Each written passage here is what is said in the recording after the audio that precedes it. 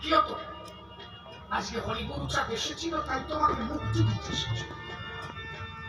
তোমার যদি ঘটে মাঠে না দিত, যদি তোমার স্কুলে ঢুকতে দিত, গুরুচাঁদটা করার দরকার ছিল?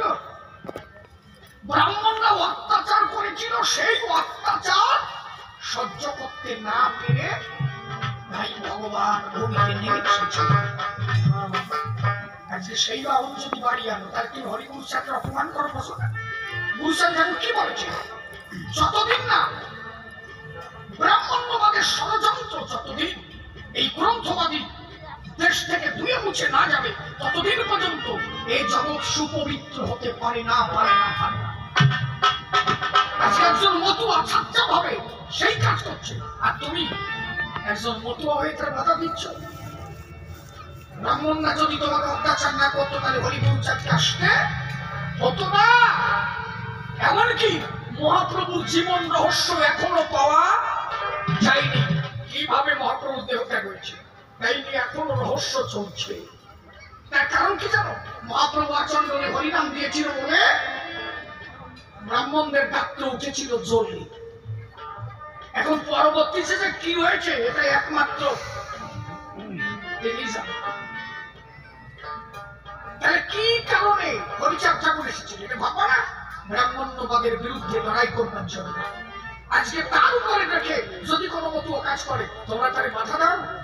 সমাতালে গুরুচাঁদ ঠাকুরকে দরবার মেডেল দেওয়া হবে, চতুর্মাসে প্রতিবাদ আরম্ভ হয়ে গেল। ব্রাহ্মণরা গুরুচাঁদ ঠাকুর ঘরের মধ্যে বসা আছে, ডেপুটি ম্যাজিস্ট্রেট সাহেব কুমুদ বিহারী মল্লিকের বাড়ি। কুমুদ বিহারী মল্লিক গুরুচাঁদ ঠাকুরকে বললেন, বাবা তুমি কিছু বলো, দরবার মেডেল দেবে তো পঞ্চম জজ, এরা কি করে? উনি তো বসে আছেন।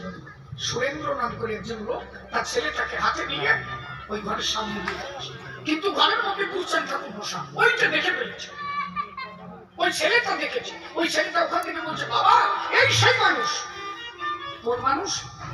বলে কেন, আমার একদিন জ্বর হয়েছিল না? উচ্চ কাষ্টের মানুষ সুরেন্দ্র বাবু বলেন, আমার একদিন জ্বর হয়েছিল না?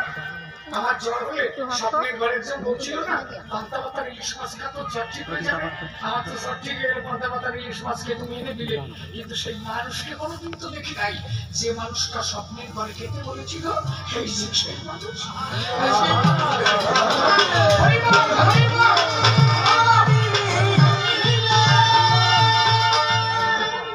আমরা গিয়ে গুরুচাঁদ ঠাকুরের পা জড়াই। সুরেন্দ্র বাবু তখন ব্রাহ্মণদের বললেন, কি করছো তোমরা? যে মানুষের সঙ্গে জাতির লড়াই করছো, ইনি জাতা জাতির মধ্যে, ইনি স্বয়ং একজন ভগবান। পরবর্তীতে পঞ্চম জজ গুরুচাঁদ ঠাকুরকে দরবার মেডেল বসানো। আরে ভুকুরিয়া স্কুল করবে, বোঝো না? গুরুচাঁদ ঠাকুরের জিনিস বস কথা দিল যে আমি এখানে স্কুল করে দেবো, তোমার কাঠের ব্যবসা করবো, টাকা দিয়ে সৎ কাজ করবে। গুরুচাঁদ ঠাকুর বললো, একটা সৎ কাজ করো, এদের জন্য একটা স্কুল করে দাও যাতে একটু শিক্ষিত হয়। আর ওই বাউন্ডা যে 30 বছরে বললো, ওকে যদি স্কুল করে দাও তাহলে আমাকে খাওয়াবো বলে এটা দাতব্য চিকিৎসালয় করে দাও, স্কুল করে দিয়ে না। শেষ পর্যন্ত সেই স্কুল করতেই দিল না, কারণ ব্রাহ্মণরা জানতো এরা যদি কোনোদিন শিক্ষিত হয় মূল সত্য এরা জেনে যাবে। আজকে এরা শিক্ষিত হয়েছে, মূল সত্য জেনে গেছে, আর ওই মানে নাকি? এই জন্য মতুয়ারা মতুয়াদের মতো সবাই দেখো চলে একবার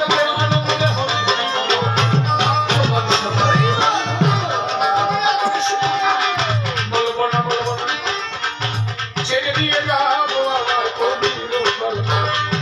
তবে আর বেশি কথা বলা দরকার নেই, এখানে যে ভাবের পাল্লা ছেড়ে দিয়ে যাবো। আমি সবচেয়ে নিবেদন করি, যে কমিটি এখানে অনুষ্ঠান দিয়েছে এ তো বৃহৎ একটা অ্যামাউন্টের ব্যাপার, আপনারা বুঝতে পারছেন। আজকে 80টা পুরো দ্বারা আছে, 2-1 এসে ও তো সিটে থাকে, কি ধানের মধ্যে সিটে থাকে না, পুরো দিয়ে 12 দিন আগেই বড় হয়ে যাবে ও সে